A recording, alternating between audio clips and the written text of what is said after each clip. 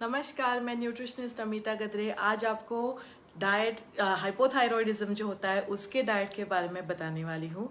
बहुत लोगों ने यहाँ पर हमें रिक्वेस्ट किया था कि हाइपोथायरॉयडिज्म का डाइट जो है उसका वीडियो हिंदी में बनाइए, तो इसलिए आज मैं आपके सामने आई हूँ हाइपोथायरॉयडिज्म का डाइट लेके, और ये वीडियो है हिंदी में। अब हाइपोथायरॉयडिज्म क्या होता है? ज़्यादातर महिलाओं को हाइपोथायरॉयडिज्म का जो प्रॉब्लम है वो होता है कम लाइक से नंबर्स में, लाइक मेन में, पुरुषों में ये देखा जाता है कि उनको हाइपोथायरॉयडिज्म है, पर कुछ like you also find hypothyroidism in men in some cases, पर ज़्यादातर महिलाओं को ये प्रॉब्लम होता है। एंड टिपिकली ये अराउंड से 25-30 प्लस के एज में हाइपोथायरॉयडिज्म आपको दिखता है या उसका अकरेंस होना शुरू होता है। अब हाइपोथायरॉयडिज्म क्या है?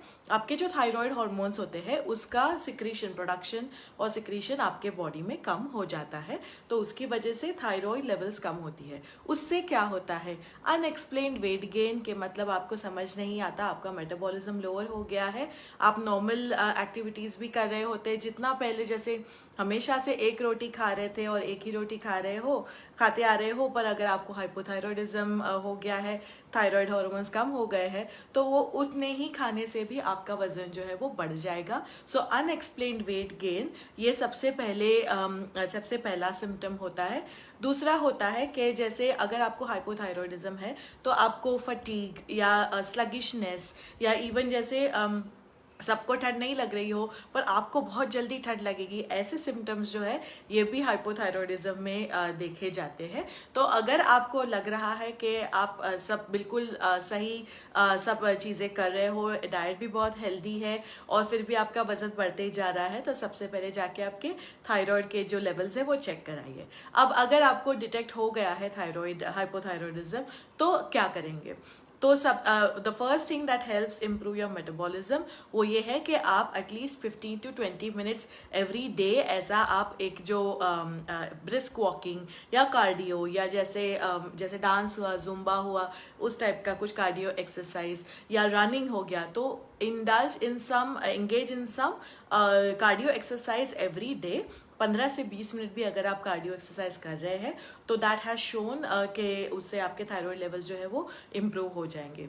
एक और बात जो आप कर सकते हैं वो है कि आपके डाइट में यू एंश्योर कि आप जो प्रोटीन खा रहे हैं, मतलब दाल खा रहे हैं, पल्सेस खा रहे हैं, पनीर खा रहे हैं या चिकन, सी फूड अगर खा रहे हैं तो उसकी मात्रा 10 से 20% से थोड़ी सी बढ़ा दीजिए। सो ईट मोर प्रोटीन रिच फूड, सो जिससे आपको उससे भी आपको बेनिफिट रहता है। तीसरा क्या आप खा सकते हैं वो है that you focus on the selenium. Selenium करके एक मिनरल होता है, वो आपको मीट जो होता है, मतलब चिकन, एग्स, सी फूड, इसमें से सेलेनियम मिलता है। मोरिंगा एक वेजिटेरियन ऑप्शन है जो है ड्रमस्टिक लीव्स, तो उससे भी आपको सेलेनियम मिलता है, तो वो भी उसका भी आप एवरीडे डाइट में या at least 3 to 4 times in a week आप उसका प्रयोग कर सकते हैं, जिससे आपको selenium will help you to improve your thyroid hormone levels. एक और बात जो करनी है वो हमेशा आयोडाइज नमक ही खाना है। अगर आपको हाइपोथायरॉयडिज्म है तो दूसरे प्रकार के जो नमक होते हैं, काला नमक या लो सोडियम नॉन आयोडाइज सॉल्ट या रॉक सॉल्ट, ऐसे कुछ ना खाए, आप आयोडाइज टेबल सॉल्ट ही आपको खाना है।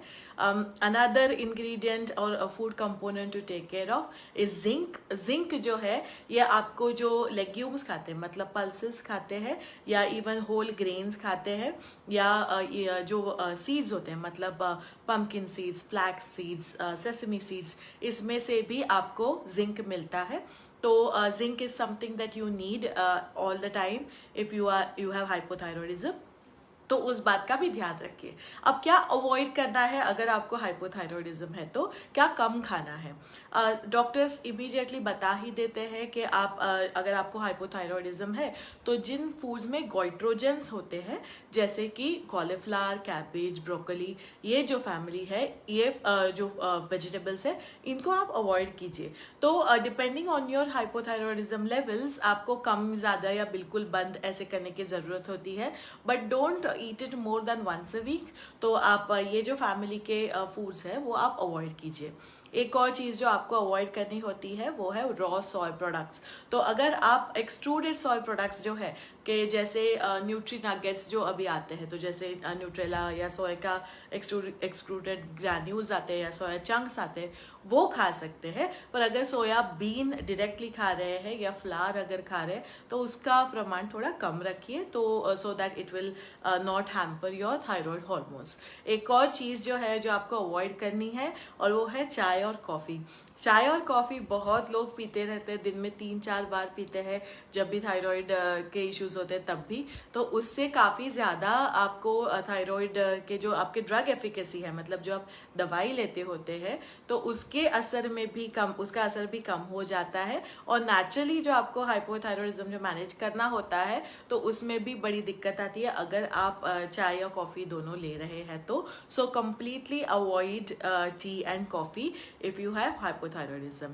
और एक और बात, like any other lifestyle disease, क्योंकि हाइपोथायरॉयडिज्म भी एक लाइफस्टाइल डिजीज है, so for like any other lifestyle disease जो भी आप करें वो आपको हमेशा के लिए करना है, ये नहीं कि 3 दिन या 5 दिन या 3 महीने के लिए करना है। So take up an exercise regiment, एक डाइट जो भी है वो इस तरह से आप सिलेक्ट कीजिए, ऐसी अपनी लाइफस्टाइल बना लीजिए कि जिसमें आप एक बैलेंस डाइट खा रहे हैं और एक्सरसाइज रोज कर रहे हैं, ताकि आपका जो वेट लॉस है वो भी होता रहे, थायराइड के जो हार्मोन्स है वो भी बैलेंस होते रहे और आप स्वस्थ और तंदुरुस्त रहे। तो ये थी मैं न्यूट्रिशनिस्ट अमिता। आज मैंने आपको हाइपोथायरॉयडिज्म के डाइट के बारे में बताया। अगर मेरे कंसल्टेशन भी आपको चाहिए तो amitagatre.com पर जाके मेरा संपर्क कर सकते हैं या हमें DM भी भेज सकते हैं।